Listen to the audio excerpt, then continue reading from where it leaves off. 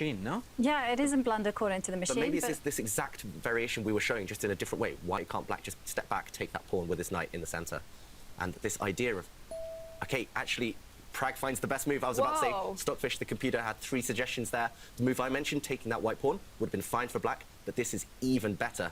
Wow. And look at the 16-year-old now. He's, you know, he's bopping his head.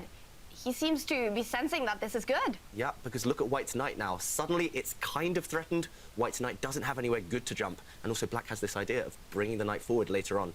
This checkmating pattern we showed, black's knight coming to the e2 square and black's queen trying to deliver checkmate to the white king. And it seems Magnus only has one okay move right now. Wow, you're right, Kaya. Stockfish confirms it. White's only move to survive and stay in the game is to bring the white knight back to the d1 square, hitting the black queen.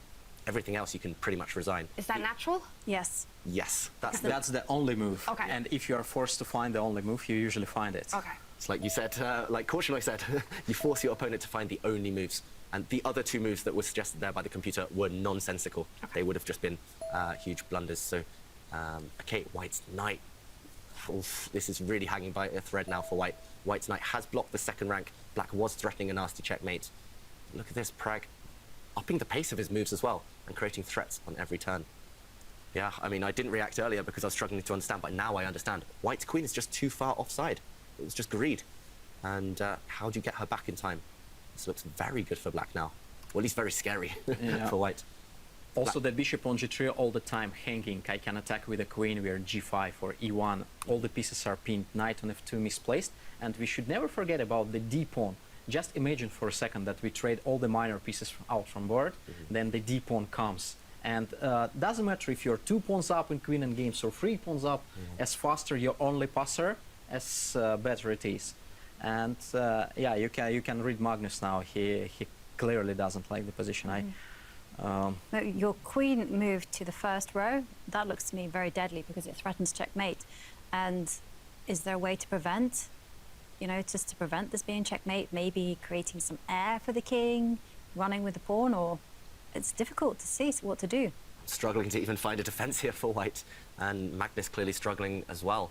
As you mentioned, Jovanka, the big threat in the position is the black queen coming down to the first rank. There are 2 safe squares actually on that first rank, and both of them look deadly.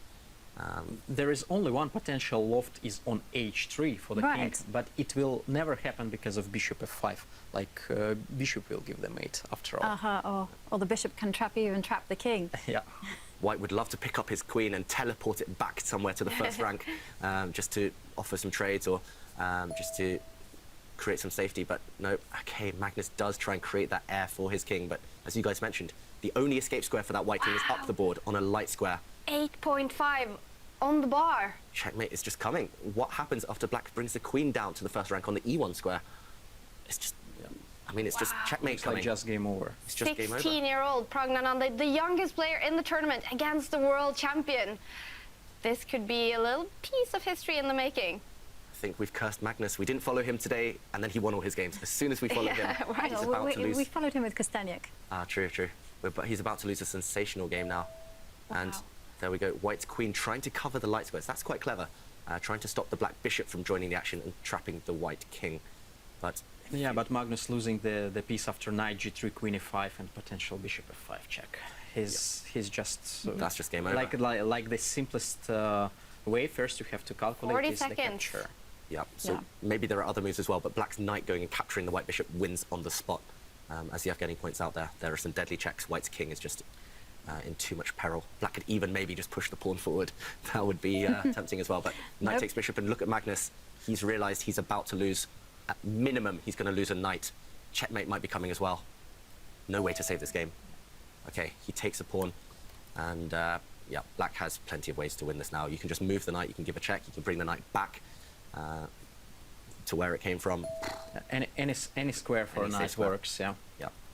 And White's king only has 1 safe square now. You have to go up the board.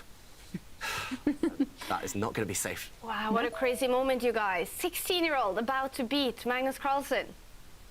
Yeah, and he's just trying to cling on. Magnus has literally got his fingernails now, just clinging onto that cliff edge. Yeah. But, oh, wow, what a move. Black cuts the coordination between White's queen and the second rank, and is Magnus about to resign? Is he going to throw in the towel? White's knight now hit by the black queen, and if it moves, there's a deadly check in the corner.